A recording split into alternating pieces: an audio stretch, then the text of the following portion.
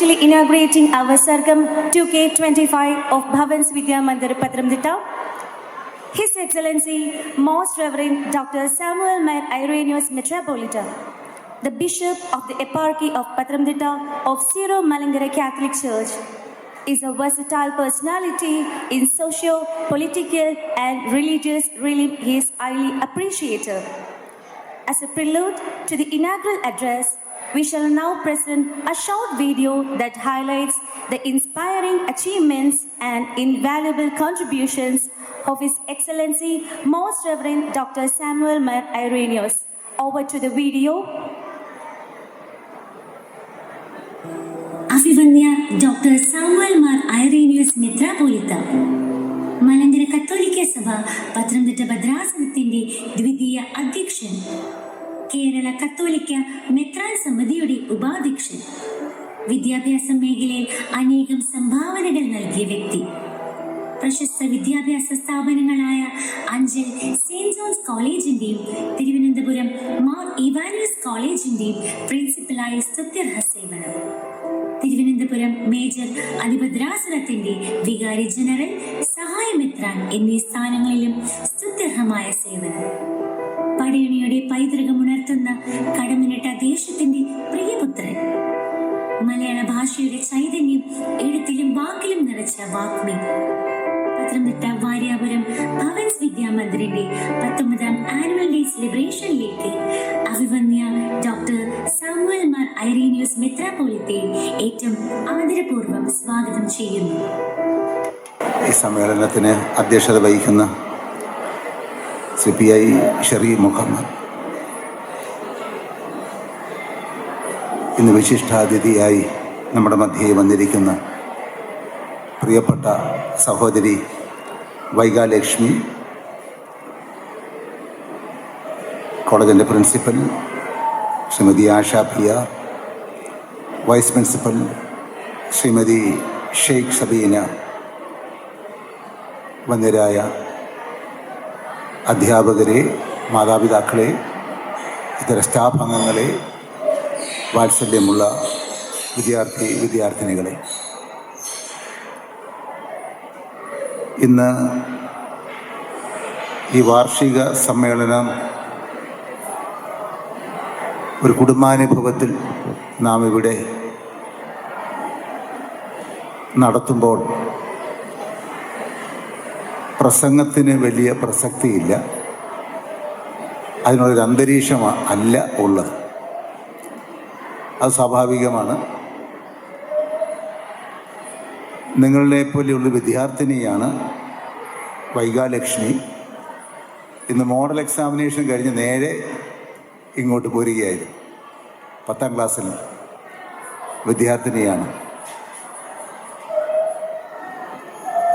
നമുക്ക് വലിയൊരു പ്രചോദനമാണ്. നമ്മളുടെ ഒരു സഹപാഠിയായി വൈഗാലക്ഷ്മിയെ നാം സ്വീകരിക്കുമെങ്കിൽ നമ്മളുടെ ഓരോരുത്തരുടെയും ജീവിതത്തെ മാറ്റിമറിക്കാൻ ഈ കൊച്ചു മകൾക്ക്, കൊച്ചു സഹോദരിക്ക് സാധിക്കുമെന്ന് കരുതുകയാണ്. തന്നിൽ ഈശ്വരൻ നിക്ഷേപിച്ച സിദ്ധികൾ തിരിച്ചറിയാനും പരിശീലനത്തിലൂടെ, അഭ്യാസത്തിലൂടെ അത് പോഷിപ്പിച്ചെടുക്കാനും, അതിന് അവസരം ലഭിച്ചപ്പോൾ തൻ്റെ ഇടത്തോടെ അത് പ്രകടിപ്പിക്കാനും, അങ്ങനെ നമ്മുടെ നാട് മുഴുവനും അംഗീകരിക്കാനും ഇടയായ ആ ഒരു കൗശലം, അത് ആത്മധൈര്യത്തിൻ്റേതാണ്. മാതാപിതാക്കളുടെയും ഗുരുഭൂതരുടെയും ഒക്കെ പ്രോത്സാഹനത്തിൻ്റേതാണ്. അതിനൊക്കെ അപ്പുറത്ത് ഈശ്വരനുള്ള വിശ്വാസത്തിൻ്റെ ഒരു ഫലവുമാണ് എന്നതൊരു സംശയമില്ല. ഇനി നരന്ത് പോലിരിക്കുന്ന ഈ കുട്ടി ഞങ്ങൾക്കൊക്കെ ഒരു ഗുരുഭൂതയുടെ സ്ഥാനത്ത് പ്രതിഷ്ഠിക്കാൻ തക്കവണ്ണം തൻ്റെ പ്രതിഭ തേച്ചു മിനുക്കി പുറത്തെടുക്കാൻ കാണിക്കുന്ന വിരുത് ഇന്ന് നിങ്ങൾ ഓരോരുത്തരിലും ഒരു അഗ്നി പടർത്തട്ടെ എന്ന് ഞാൻ ആദ്യമേ തന്നെ ആഗ്രഹിക്കുകയാണ്. ഭവൻസ് വിദ്യാമന്ദിറിനെ സംബന്ധിച്ചിടത്തോളം നിങ്ങൾ ഭാഗ്യമുള്ളവരാണ്. 1000 വിദ്യാർത്ഥികൾ, 1000 കുടുംബങ്ങളുമായി ബന്ധപ്പെട്ട് നാം ജീവിക്കുന്ന ഒരു സമൂഹം മാത്രമല്ല, ദേശീയ തലത്തിൽ വേരുകളുള്ള, ബന്ധങ്ങളുള്ള, പ്രോത്സാഹനമുള്ള, കാഴ്ചപ്പാടുകൾ അങ്ങനെ അതിൻ്റെ അടിസ്ഥാനത്തിൽ രൂപീകൃതമായിട്ടുള്ള, നമുക്ക് നാട്ടിൽ ലഭിക്കാവുന്ന ഏറ്റവും പ്രഗത്ഭരായ വ്യക്തികളുടെ, വിദ്യാഭ്യാസ വിചക്ഷണരുടെ, ഗുരുഭൂതരുടെയൊക്കെ നേതൃത്വവും അവരുടെ നിയന്ത്രണവും ലഭിക്കുന്ന ഒരു സംവിധാനത്തിൻ്റെ ഭാഗമാണ് നാം എന്നുള്ളത് നമ്മെ സംബന്ധിച്ചിടത്തോളം അഭിമാനകരമാണ്. ഇത് ഏറ്റവും നന്നായി മുന്നോട്ട് കൊണ്ടുപോകാൻ നേതൃത്വം നൽകുന്ന എല്ലാവരെയും ഈ അവസരത്തിൽ ഹൃദയപൂർവ്വം അഭിനന്ദിക്കുകയാണ്.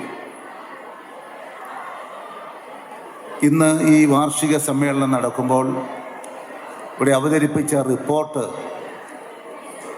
ഈ സ്കൂളിൻ്റെ പ്രവർത്തനത്തിൻ്റെ ഒരു സൂചകമാണ്. അതിൻ്റെ ഈ 1 വർഷം നീണ്ടു നിൽക്കുന്ന പ്രവർത്തനങ്ങൾ വളരെ ഹ്രസ്വമായി ഇവിടെ അവതരിപ്പിച്ചു. പക്ഷേ എവിടെയൊക്കെയാണ് ഊന്നൽ എന്ന് നമുക്ക് വ്യക്തമായി മനസ്സിലാക്കാൻ സാധിക്കും. ഓരോ വിദ്യാർത്ഥിയെയും കേന്ദ്രീകരിച്ചുകൊണ്ടുള്ള ഒരു സമീപനമാണ്. ഒരു കാലഘട്ടത്തിൽ വിദ്യാഭ്യാസം ഗുരുക്കന്മാരെ മാത്രം കേന്ദ്രീകരിച്ചായിരുന്നു. ഗുരുകുല വിദ്യാഭ്യാസം, ഒരു ഗുരുവിൻ്റെ മഹത്വം അല്ലെങ്കിൽ ഒരു ഗുരുവിൻ്റെ പാണ്ഡിത്യം. പിന്നൊരു കാലം വന്നപ്പോൾ ഈ അറിവ് നേടുക, എത്രമാത്രം അറിവ് നേടുക എന്നൊരു തലത്തിലേക്ക് അത് മാറി. ഇപ്പോൾ വിദ്യാർത്ഥിയെ കേന്ദ്രീകരിച്ചുകൊണ്ടുള്ള, ഓരോ വിദ്യാർത്ഥിയെയും കേന്ദ്രീകരിച്ചുകൊണ്ടുള്ള, ഒരു വ്യക്തി എന്നുള്ള നിലയിൽ ഓരോ വ്യക്തിയെയും ഓരോ വിദ്യാർത്ഥിയെയും കണ്ടുകൊണ്ട് ആ വിദ്യാർത്ഥികളെ കേന്ദ്രീകരിച്ചുകൊണ്ടുള്ള വിദ്യാഭ്യാസ സമീപനമാണ് സ്വീകരിച്ചിരിക്കുന്നത്. പക്ഷേ മറ്റെല്ലാ ഘടകങ്ങൾക്കും പ്രാധാന്യമുണ്ട് എന്നതിൽ സംശയമില്ല. ചിലപ്പോൾ നമ്മൾ ഈ ഒരു കാലഘട്ടത്തിൽ തെറ്റിദ്ധരിക്കാറുണ്ട്, ഇങ്ങനെയുള്ള സ്ഥാപനത്തിന് പ്രസക്തി ഉണ്ടോ എന്ന് പോലും തോന്നത്തക്കവണ്ണം അറിവിൻ്റെ കവാടങ്ങൾ ഇങ്ങനെ മലർക്ക തുറന്നു കിടക്കുന്നു. എല്ലാ സാധ്യതകളും കൊച്ചുകുട്ടിക്ക് പോലും ഒരു വിരൽത്തുമ്പിൽ ഈ ലോകത്തെ മുഴുവനും തുറന്നു കാണാൻ സാധിക്കുന്ന, വൈജ്ഞാനിക മേഖലകളിലെല്ലാം എത്തിച്ചേരാൻ സാധിക്കുന്ന, ആ അറിവുകൾ ശേഖരിക്കാൻ സാധിച്ചിരിക്കുന്ന ആ ഒരു സംവിധാനങ്ങളുള്ള ഒരു കാലഘട്ടത്തിൽ ഇതുപോലെയുള്ള വിദ്യാഭ്യാസ സമ്പ്രദായം ആവശ്യമുണ്ടോ എന്ന് തർക്കിക്കുന്നവരുണ്ട്. അത് അറിവ് നേടുന്ന ഭണ്ഡാകാരങ്ങളായി മനുഷ്യൻ മാറുക എന്നുള്ള ഒരു യാന്ത്രികതയുടെ ഒരവസ്ഥ സൃഷ്ടിക്കാനിടയായിത്തീരും അങ്ങനെയുള്ള കാഴ്ചപ്പാട്. മറിച്ച് വ്യക്തി അധിഷ്ഠിതമായി ഓരോ വിദ്യാർത്ഥിയെയും കേന്ദ്രീകരിച്ചുകൊണ്ട് അവിടെ സിദ്ധികൾ കണ്ടെത്താനും അവരുടെ വ്യക്തിത്വം വളർത്തിയെടുക്കാനും അവർ ഉറങ്ങിക്കിടക്കുന്ന കഴിവുകളെ ഉണർത്തി ജ്വലിപ്പിച്ച് തേച്ചു മിനുക്കി നല്ല പൗരന്മാരാക്കി രൂപപ്പെടുത്തിയെടുക്കാനും പ്രതിഭാശാലികളാക്കി രൂപപ്പെടുത്തിയെടുക്കാനും നമ്മുടെ കുടുംബങ്ങളിൽ നിന്നും അകന്ന് കുടുംബത്തിൻ്റെ അന്തരീക്ഷം നിലനിൽക്കുന്ന ഇതുപോലെയുള്ള വിദ്യാലയങ്ങൾക്ക് പ്രസക്തിയുണ്ട്. പ്രസക്തി വർദ്ധിച്ചിട്ടേ ഉള്ളൂ എന്നുള്ളതാണ് യാഥാർത്ഥ്യം. പണ്ടൊക്കെ നമ്മുടെ സ്കൂളുകളിൽ, നമ്മുടെ വീടുകളിൽ ഒരു സ്കൂളിലെ കുട്ടികൾ, ഇപ്പോൾ 10 കുട്ടികളുടെ ക്ലാസ്സുകൾ ധാരാളമാണ്. നമ്മുടെ സ്കൂളിൽ ചെന്നാൽ 10ഉം 12ഉം കുട്ടികളുള്ള നമ്മുടെ പഴയ കുടുംബങ്ങൾ ഈ 10 പേരിൽ എത്തിച്ചേർക്കാൻ സാധിക്കുമായിരുന്നു. എത്ര കുഞ്ഞുങ്ങളെന്ന് ചോദിച്ചാൽ 10 കാണിച്ചു കഴിഞ്ഞാൽ 3 or 2 കാണിക്കേണ്ടി വരുന്ന ഒരു കാലമുണ്ടായിരുന്നു. അവിടെ ലഭിക്കുന്ന ഒരു സാമൂഹ്യ ജീവിതത്തെ സംബന്ധിച്ചുള്ള പാഠങ്ങൾ നമ്മളുടെ കുടുംബങ്ങളിൽ തന്നെ ലഭിക്കുമായിരുന്നു. ഇന്നിപ്പം സാഹചര്യങ്ങൾ മാറിപ്പോയി. ഒറ്റപ്പെട്ട് ജീവിക്കുന്ന കുഞ്ഞുങ്ങൾ ജീവിക്കുന്ന ഒരിടമായി നമ്മുടെ കുടുംബങ്ങൾ മാറിയിട്ടുണ്ട്. ഒരുപക്ഷെ ഏറ്റവും അധികം ഏകാന്തത കുഞ്ഞുങ്ങൾ അനുഭവിക്കുന്നത് നമ്മുടെ കുടുംബങ്ങളിലാണോ എന്ന് സംശയിക്കുന്ന ഒരു കാലഘട്ടമുണ്ട്. മാതാപിതാക്കൾ അവർ ജോലി ചെയ്ത് ജീവിക്കേണ്ടി വരുന്നു. അവരുടേതായ ഒരു നെട്ടോട്ടത്തിലാണ്. തീർച്ചയായും അതെല്ലാം ഈ കുഞ്ഞുങ്ങളെ കേന്ദ്രീകരിച്ചുകൊണ്ടാണ്. അതുപോലെ തന്നെ മടങ്ങി വന്നാലും ഈ മൊബൈലിലോ അതുപോലെ തന്നെ ഈ ആധുനിക മാധ്യമങ്ങളിലോ ഒക്കെ സംവദിച്ചിടപെട്ട് പരസ്പരം ബന്ധപ്പെടാൻ പോലും സമയം മാറ്റിവെക്കാതിരിക്കുന്ന, അപകടം പതിയിരിക്കുന്ന നമ്മുടെ കുടുംബങ്ങൾ. ഇവിടെ എവിടെയാണ് വിദ്യാഭ്യാസം ആരംഭിക്കുന്നത് എന്നത് തന്നെ നമുക്ക് പക്ഷേ സംശയം തോന്നും. എവിടെയാണ് വിദ്യാഭ്യാസം ആരംഭിക്കുന്നത്? എവിടെയാണ് കുട്ടിയുടെ ഫോർമേഷൻ ആരംഭിക്കുന്നത്? എന്താണ് ഇതുകൊണ്ടും ഉദ്ദേശിക്കുന്നത് എഡ്യൂക്കേഷൻ, എഡ്യൂക്കാരി എന്ന് പറഞ്ഞാൽ to bring out the best. ഓരോ വിദ്യാർത്ഥിയിലുമുള്ള, ഓരോ പൈതലിലുമുള്ള കഴിവ്, നിക്ഷിപ്തമായിരിക്കുന്ന കഴിവുകൾ പരമാവധി പുറത്തു കൊണ്ടുവരിക എന്നുള്ളതാണ്. അതെവിടെ വെച്ച് ആരംഭിക്കും? ഇപ്പോഴത്തെ മനഃശാസ്ത്രം അനുസരിച്ച് അത് ആരംഭിക്കേണ്ടത് കുഞ്ഞുരുവായി വളർന്നു വരുന്ന ഉദരം മുതലേ ആരംഭിക്കുന്നതാണ്. അവിടെ ഈ അമ്മയ്ക്കുണ്ടാകുന്ന ആഘാതങ്ങളും അമ്മയ്ക്കുണ്ടാകുന്ന പലതരത്തിലുള്ള അനുഭവങ്ങളും കുഞ്ഞിനെ സ്വാധീനിക്കാനിടയായിത്തീരും. അപ്പോൾ ഇന്ന് വ്യത്യസ്തമായ സാഹചര്യങ്ങൾ, പലതരത്തിലുള്ള ആഘാതങ്ങൾക്ക് വിധേയമായി ജീവിക്കുന്ന നമ്മുടെ വീട്ടമ്മമാരെ സംബന്ധിച്ചിടത്തോളം ഈ കുഞ്ഞുങ്ങളെ പ്രസവിച്ചിടുന്നത് തന്നെ മുറിവേറ്റവരായിട്ടാണ്. അതാണ് യാഥാർത്ഥ്യം. അപ്പോൾ അവരെ ഹീൽ ചെയ്തെടുക്കുക, സുഖപ്പെടുത്തിയെടുക്കുക എന്നുള്ളത് തന്നെ വളരെ പ്രധാനപ്പെട്ട ഒന്നാണ്. ഈ ഒരു കുഞ്ഞ് അല്ലെ രണ്ട് കുഞ്ഞുങ്ങൾ അല്ലെ വലിയ പ്രായ വ്യത്യാസത്തിൽ വളർന്നു വരുന്ന ആ കുഞ്ഞുങ്ങൾക്ക് അവർക്ക് കൂട്ടുകണ്ടെത്താൻ പ്രയാസമുണ്ട്. അവർ കൂട്ടു തേടുന്നത് യന്ത്രങ്ങളെയാണ്, മൊബൈൽ ഫോണിനെയാണ്, അല്ലെങ്കിൽ മറ്റ് അതുപോലെയുള്ള യാന്ത്രികമായ മാർഗങ്ങളെയാണ്. മനുഷ്യൻ്റെ സ്പർശനമോ ചലനമോ ഹൃദയത്തിൻ്റെ മിടുപ്പോ അവൻ്റെ ആർദ്രതയോ അവൻ്റെ നെഞ്ചടിപ്പോ മനസ്സിലാക്കാൻ സാധിക്കാതെ വളർന്നു വരുന്ന നമ്മുടെ കുഞ്ഞുങ്ങൾ ചിലപ്പോൾ ചിലപ്പോൾ അപകടകാരികളായി തീരുന്നതിന് കാരണം അവർക്ക് നൽകുന്ന ഫോർമേഷനിൽ നാം ശ്രദ്ധിക്കുന്നില്ല എന്നുള്ളത് കൊണ്ടാണ്. അതുകൊണ്ടാണ് മാതാപിതാക്കൾ കുഞ്ഞുങ്ങളെ ഉദരം മുതലേ അവരെ ശ്രദ്ധിക്കേണ്ടതുണ്ട് എന്ന് പറയുന്നത്, അവരെ പിന്തുടർന്ന് വളർത്തേണ്ടതുണ്ട് എന്ന്. നമ്മുടെ ഏറ്റവും വലിയ നിക്ഷേപം എന്താണ്? നമ്മളിപ്പോൾ ഈ ജോലി ചെയ്യുന്നവരുണ്ട്, നമ്മൾ തത്രപ്പെട്ട് ഓടി നടക്കുന്നത് എന്തിനു വേണ്ടിയാണ്? നിക്ഷേപങ്ങൾ ഉണ്ടാക്കാൻ വേണ്ടിയാണ്, സുരക്ഷിതത്വത്തിന് വേണ്ടിയാണ്. നമ്മുടെ ഏറ്റവും വലിയ നിക്ഷേപം എന്താണ്? നമ്മുടെ ഏറ്റവും വലിയ നിക്ഷേപമാണ് എന്താണ്? നമ്മുടെ ഏറ്റവും വലിയ നിക്ഷേപം എന്ന് പറയുന്നത് ഹ്യൂമൻ റിസോഴ്സാണ്. നമ്മളുടെ മനുഷ്യരാണ്, നമ്മളുടെ മക്കളാണ് ഈ ലോകത്തിലെ ഏറ്റവും വലിയ നിക്ഷേപം. അതാണ്. അപ്പോൾ ഇവിടെ ലോകത്തിൻ്റെ ശക്തി, ഇന്ന് ഭാരതം തന്നെ ഇത്രയും വളരാനിടയായതിന് കാരണം എന്താണ്? ഈ ഹ്യൂമൻ റിസോഴ്സ് ഇത്രമാത്രം സമ്പന്നമാണ് എന്നുള്ളത് കൊണ്ടാണ്. അമേരിക്കയോ അല്ലെങ്കിൽ മറ്റ് യൂറോപ്യൻ രാജ്യങ്ങളിലോ ഇന്ന് അടുത്ത തലമുറകൾ വരും തോറും അവിടെ എല്ലാ തലത്തിലും കുടുംബങ്ങളില്ലാതായിത്തീരും. അവിടെ അവിടെയാണ് ധാർമ്മിക മൂല്യങ്ങൾ അവിടെ മെതിക്കപ്പെടുന്നു. അപ്പോൾ ഇവിടെ ഒരു സാമൂഹ്യ ബന്ധങ്ങളിൽ ഒരു വളർന്നു വരാനിടയായിത്തീരുന്നില്ല.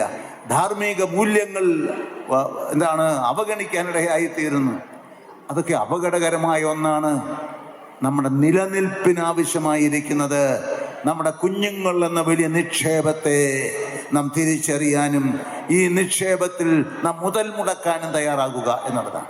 ഞാൻ മുതൽ മുടക്കുക എന്ന് പറയുന്നത് കൊണ്ട് നിങ്ങൾ തെറ്റിദ്ധരിക്കരുത് പണം മുടക്കുക എന്നുള്ളത് മാത്രമാണെന്ന്. പണം മുടക്കുക മാത്രമല്ല, അതിനപ്പുറത്ത് മാതാപിതാക്കൾ അവരുടെ ജീവിതം മുതൽ മുടക്കണം. അതാണ് അവരുടെ ജീവിതം കുഞ്ഞുങ്ങൾക്ക് വേണ്ടി മുതൽ മുടക്കണം. അതുകൊണ്ട് നമ്മുടെ ടൈം മാതാപിതാക്കൾ കുഞ്ഞുങ്ങൾക്ക് വേണ്ടി ക്വാളിറ്റി ടൈം ഉപയോഗിക്കണം. അതാണ് മാതാപിതാക്കൾ ഇവിടെ ഉള്ളത് കൊണ്ടാണ് സൂചിപ്പിക്കുന്നത്. ക്വാളിറ്റി ടൈം, ഏറ്റവും നല്ല സമയം കുഞ്ഞുങ്ങൾക്ക് വേണ്ടി ചിലവഴിക്കണം. ക്വാണ്ടിറ്റി ടൈം ഉപയോഗിക്കണം. എത്രയും അധികം സമയം കുഞ്ഞുങ്ങൾക്ക് വേണ്ടി ചിലവഴിക്കാൻ സാധിക്കും.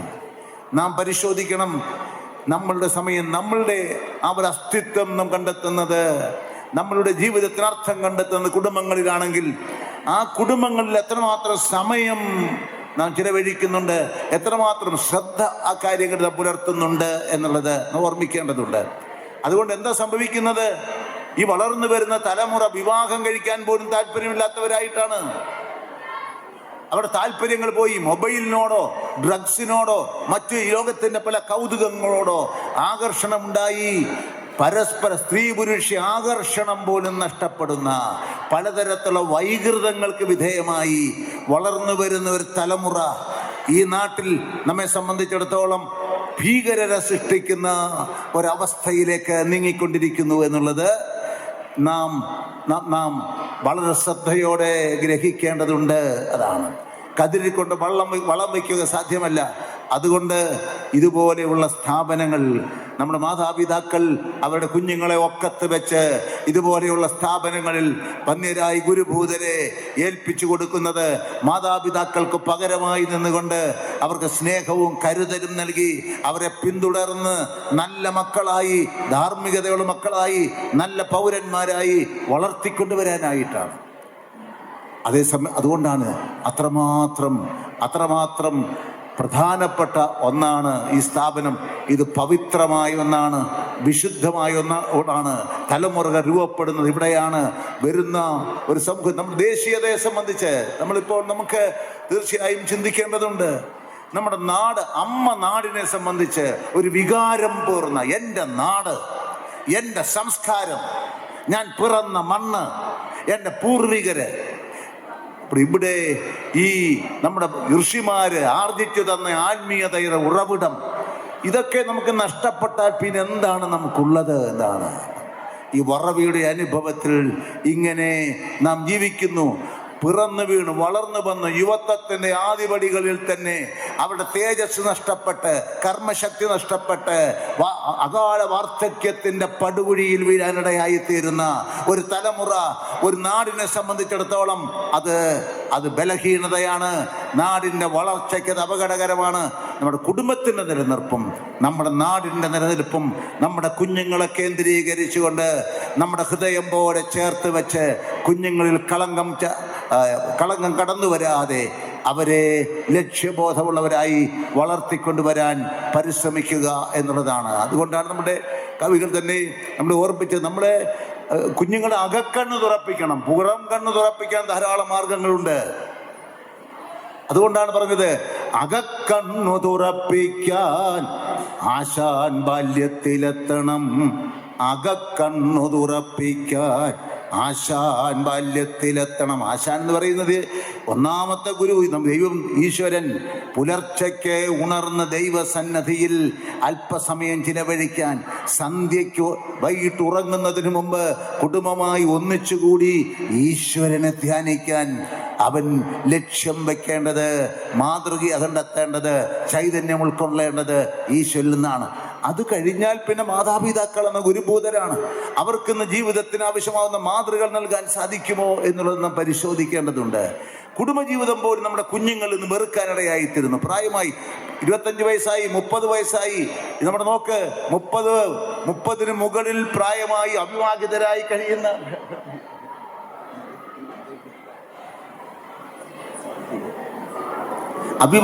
കഴിയുന്ന യുവാക്കന്മാരുടെ എണ്ണം വളരെ കൂടുതലാണ്. അതാണ് അവർക്ക് വിവാഹത്തോട് താല്പര്യമില്ല. എന്തൊരു വൈരുദ്ധ്യമാണിത്. വിവാഹത്തോട് താല്പര്യമില്ല. ഓടിച്ചിട്ട് കെട്ടിക്കാൻ ചെന്നാലും അവർക്ക് പണ്ടൊക്കെ ഉണ്ടായിരുന്നെങ്കിൽ, കാരണം എന്താണ്, കുടുംബ ബന്ധങ്ങളുടെ ഹൃദ്യതയും അതിൻ്റെ മനോഹാരിതയും കുടുംബങ്ങളിൽ അനുഭവിക്കാൻ അവർക്ക് സാധിക്കുന്നില്ല. അവരുടെ മാതാപിതാക്കളിലൂടെ അവർക്ക് ഉൾക്കൊള്ളാൻ അത് സാധിക്കാതെ വരുന്നത് ഒരു കാരണമാകും. അതോടൊപ്പം തന്നെ അവരുടെ ഭാവി ജീവിതത്തെ കരുപ്പിടിപ്പിക്കുന്നതിൽ അവർക്ക് നൽകുന്ന സ്വപ്നങ്ങളിൽ കുടുംബവും കുഞ്ഞുങ്ങളും എന്നുള്ള ആ ഒരു സങ്കല്പവും കുഞ്ഞുങ്ങൾ വളർത്തിക്കൊണ്ടുവരിക എന്നുള്ളത് പ്രധാനമാണ്. നമ്മുടെ നാടിനെ സംബന്ധിച്ചുള്ള ഒരു സ്വപ്നം വളർത്തിക്കൊണ്ടുവരിക എന്നുള്ളത് ഒരു പ്രധാനപ്പെട്ട ഒന്നാണ്. ദൈവത്തിന് മുമ്പിൽ പ്രീതി കണ്ടെത്തുക എന്നുള്ളത് കുഞ്ഞുങ്ങൾ കൊടുക്കേണ്ട പ്രതീക്ഷയുടെ ബാലപാഠങ്ങളിൽ ഒന്നാണ് എന്ന്. അതില്ലാതെ നമ്മുടെ കുഞ്ഞുങ്ങൾ വളർന്നു വരാൻ ഇടയായിത്തീരരുത് എന്നുള്ളതാണ്. അപ്പോൾ ഇത്രയും കുഞ്ഞുങ്ങൾ ഇന്നിവിടെ അവിടെ പലതരത്തിലുള്ള വിവിധ കലാപരിപാടികൾ, കൾച്ചറൽ പ്രോഗ്രാംസ് ഉണ്ട്, ഇവിടെ അവതരിപ്പിക്കുന്നു. അതിൻ്റെ പിൻപിൽ അധ്യാപകരുടെ അധ്വാനമുണ്ട്, മാതാപിതാക്കളുടെ പ്രോത്സാഹനമുണ്ട്. ഈ കുഞ്ഞുങ്ങൾ ഇത്രമാത്രം ശ്രദ്ധിക്കുന്നുണ്ട്. അത് വലിയൊരു പൂജ പോലെയാണ്. ദൈവം നൽകിയിരിക്കുന്ന കഴിവുകൾ ഒന്നിച്ചിവിടെ അവതരിപ്പിക്കാൻ ഇടയായി തീരുമ്പോൾ അത് ഒരു ഈശ്വരാരാധന പോലെ പ്രധാനപ്പെട്ട ഒന്നാണ്. നമ്മുടെ കുഞ്ഞുങ്ങളുടെ ചുവടുവെപ്പുകൾ തെറ്റാതിരിക്കാൻ നമ്മൾ ചെറുപ്പത്തിൽ തന്നെ അവരെ ഈണങ്ങൾ പഠിപ്പിക്കേണ്ടതുണ്ട്. മറ്റുള്ളവരെ ഭയപ്പെടുത്തുന്ന താളം തെറ്റി ഒരു ജീവിതത്തിലേക്ക് അവരെ നീങ്ങാതിരിക്കാൻ അവരുടെ മനസ്സിൻ്റെ താളം നിയന്ത്രിക്കുന്ന എല്ലാ ഘടകങ്ങളെയും നാം എടുക്കണം. നന്നായി ഡാൻസ് കളിക്കുന്ന, നല്ലതായി എന്താണ് ഈ ഭരതനാട്യം പോലെയുള്ള നൃത്തങ്ങൾ കളിക്കുന്നവർക്ക് അവിടെ മനസ്സ് ഏകാഗ്രമാക്കാൻ സാധിക്കും. അവർക്ക് ഈശ്വരനെ മറന്നുകൊണ്ടൊന്നും ചെയ്യുക അവർക്ക് സാധ്യമല്ല. ഈ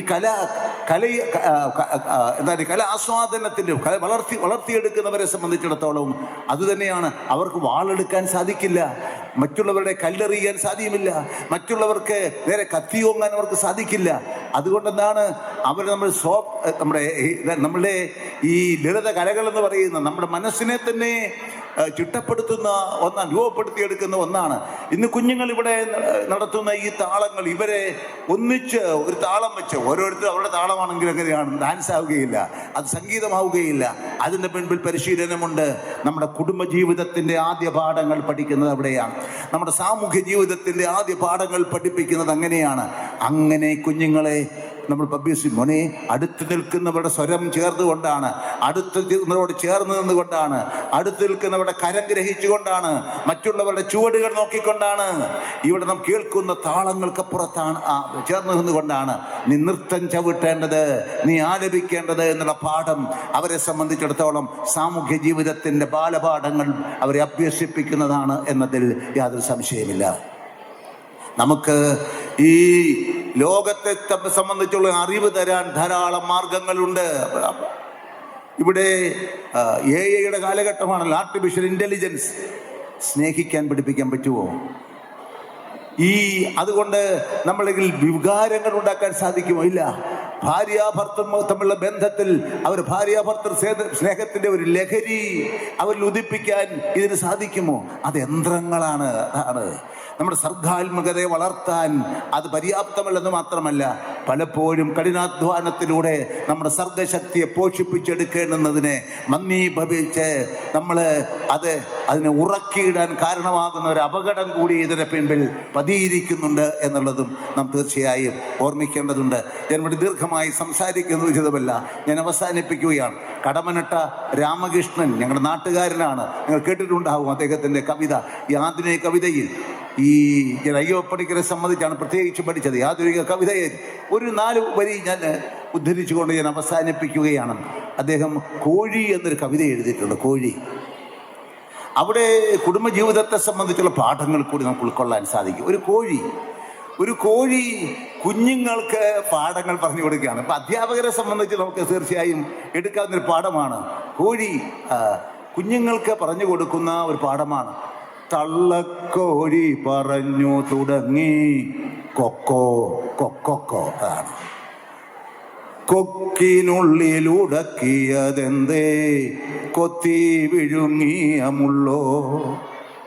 അപ്പം ഇങ്ങനെ പാടിപ്പാടി വരികയാണ്. ഇങ്ങനെ പാടിപ്പാടി വന്നിട്ട് അവസാനം കോഴി പറഞ്ഞു കൊടുക്കുകയാണ്. കണ്ണു വേണം ഇരുപുറം എപ്പോഴും, കണ്ണു വേണം മുകളിലും താഴെ, കണ്ണിലെപ്പോഴും കത്തിജ്വലിക്കും ഉൾക്കണ്ണു വേണം അടയാത്ത കണ്ണ്, കണ്ണു വേണം മുകളിലും താഴെ. നമ്മുടെ കണ്ണുകൾ മുകളിലേക്ക് ഉയർത്താൻ, നമ്മുടെ മണ്ണിൽ മാത്രം, ചുറ്റുപാടുകളിൽ മാത്രം, ഈ ലോകത്തിൻ്റെ കൗതുകങ്ങളിൽ മാത്രം നമ്മുടെ കണ്ണുകൾ ഉടക്കരുത്. നമ്മുടെ കണ്ണുകൾ ഉന്നതങ്ങളിലേക്ക് ഉയർത്തുമ്പോൾ അവിടെ വിശാലമായൊരു ചക്രവാളമുണ്ട്. കിണറ്റിലെ തവളയ്ക്കപ്പുറത്ത് എൻ്റെ ജാതിക്കും എൻ്റെ മതത്തിനും എൻ്റെ വിശ്വാസങ്ങൾക്കും എൻ്റെ പരിമിതികൾക്കും അപ്പുറത്ത് ഒരു പ്രപഞ്ചമുണ്ട് എന്ന് കാണാൻ നമുക്ക് ഈ കണ്ണുകൾ ഉയർത്തണം. അതോടൊപ്പം തന്നെ ആ ഉന്നതങ്ങളിലേക്ക് നോക്കുമ്പോൾ എന്താണ് ഈശ്വരനെ സംബന്ധിച്ചുള്ള ആ ഒരു കാഴ്ചപ്പാട് ലഭിക്കാൻ നാം ഈ കണ്ണുകൾ മുകളിലേക്ക് ഉയർത്തണം. അതാണ് കണ്ണുകളിലേക്ക് ഉയർത്തണം.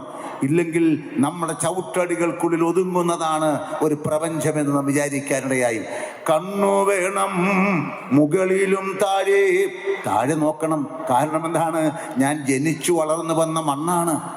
ഇത് അനുഗ്രഹീതമായ ഒരു പാരമ്പര്യമുള്ള നാടാണ്. ഋഷീവര്യന്മാര് അവരുടെ ജീവിതം സമർപ്പിച്ചിട്ടുള്ള നാടാണ്.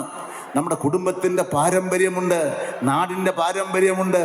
ഇവിടെ നമുക്ക് ഈ അവസ്ഥയിൽ നമ്മെ എത്തിക്കുന്നതിന് ജീവിതം സമർപ്പിച്ച അനേകരുടെ, നമ്മുടെ പിന്തലമുറക്കാരായ അനേകരുണ്ട്.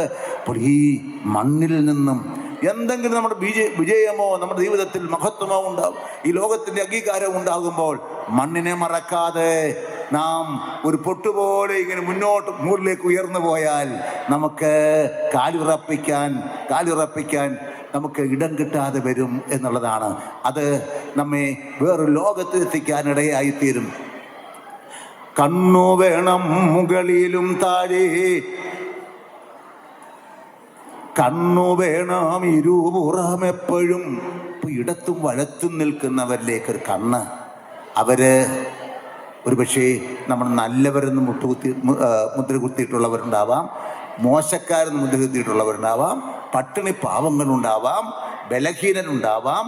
അവരിലേക്ക് നമുക്ക് കാണാനും അവരെ കാണാനും അതുപോലെ തന്നെ ചുറ്റുപാടുമുള്ളവരും ധാരാളം മാതൃകകൾ സ്വീകരിക്കാനുണ്ടാവും. അവരിലേക്ക് കരങ്ങൾ നീട്ടാനും നാം തയ്യാറാകേണ്ടതുണ്ട്. നമ്മുടെ ജീവിതത്തിൽ അടിസ്ഥാനപരമായി പഠിക്കേണ്ട ചില പാഠങ്ങളാണ്. കണ്ണു വേണം ഇരുപുറം എപ്പോഴും, കണ്ണു വേണം മുകളിലും താഴെ, കണ്ണിലെപ്പോഴും കത്തിജ്വലിക്കും ഉൾക്കണ്ണു വേണം അടയാത്ത കണ്ണ്, ഉൾക്കണ്ണു വേണം അടയാത്ത കണ്ണ്. ഈ കണ്ണ് അടയാതെ സൂക്ഷിക്കാനും ഈ കണ്ണ് തുറന്നെടുക്കാനും ഉള്ളൊരു പരിശ്രമത്തിൻ്റെ ഭാഗമാണ് ഈ വിദ്യാഭ്യാസ പ്രക്രിയയില്ല എന്ന് ഓർമ്മിക്കണം. അതുകൊണ്ട് നാം എന്ത് ചെയ്യണം? ഒരു ശിശുവിനെയും നമ്മുടെ മുമ്പിൽ കണ്ടുകൊൾ നാം ധ്യാനിക്കണം. അവരെ അതെന്താണ്? അവർക്കൊരു ആരാധനയല്ല, അവരെ ബഹുമാനിക്കണം. അവരിൽ എത്രമാത്രം നന്മകൾ ഈശ്വരൻ നിക്ഷേപിച്ചിട്ടുണ്ട്. അവർ രഹസ്യങ്ങളാണ്, അവരാരായിത്തീരാനുള്ളവരാണ് എന്ന്. ആ ഒരു ധ്യാനമാണ് നമ്മുടെ ജീവിതത്തെ സംബന്ധിച്ചിടത്തോളം ഏറ്റവും പ്രധാനപ്പെട്ട ഒന്നാണ്. അങ്ങ് ധ്യാനിച്ച് ഈ കുഞ്ഞുങ്ങളുടെ പ്രതിഭ കണ്ടെത്തി അവരുടെ മനസ്സും ശരീരവും ആത്മാവും രൂപപ്പെടുത്തിയെടുക്കുന്ന മഹാപ്രക്രിയയിൽ പങ്കാളികളാകുന്ന ഗുരുഭൂതരെ, മാതാപിതാക്കളെ, വിദ്യാഭ്യാസ പ്രവർത്തകരെ, നമ്മുടെ നാടിന് നേതൃത്വം നൽകുന്ന പ്രിയപ്പെട്ടവരെ എല്ലാവരെയും ഈശ്വരൻ അനുഗ്രഹിക്കട്ടെ എന്ന് പ്രാർത്ഥിക്കുന്നു. ഭവൻസ് വിദ്യാമന്ദിരം ഈ സ്ഥാപനത്തിന് നേതൃത്വം നൽകുന്ന എല്ലാവരെയും ആത്മാർത്ഥമായി അഭിനന്ദിക്കുന്നു. ഈ ദിനം നമ്മുടെ ഒരു കുടുംബദിനമാണ്. ഇത് ഔപചാരികമായി ഉദ്ഘാടനം ചെയ്യപ്പെട്ടതായി അറിയിച്ച് ഞാൻ എൻ്റെ വാക്കുകൾ അവസാനിപ്പിക്കുന്നു. Thank you, Your Excellency. As a token of our love and appreciation, we would like to present a memento to the most respected Dr. Samuel Mar Irenaeus Metropolita, Bishop of Catholic Diocese, Pathanamthitta. The memento is a beautiful work of art done by a very talented young artist, Nihal of Class 9. Now I invite Nihal to be on stage.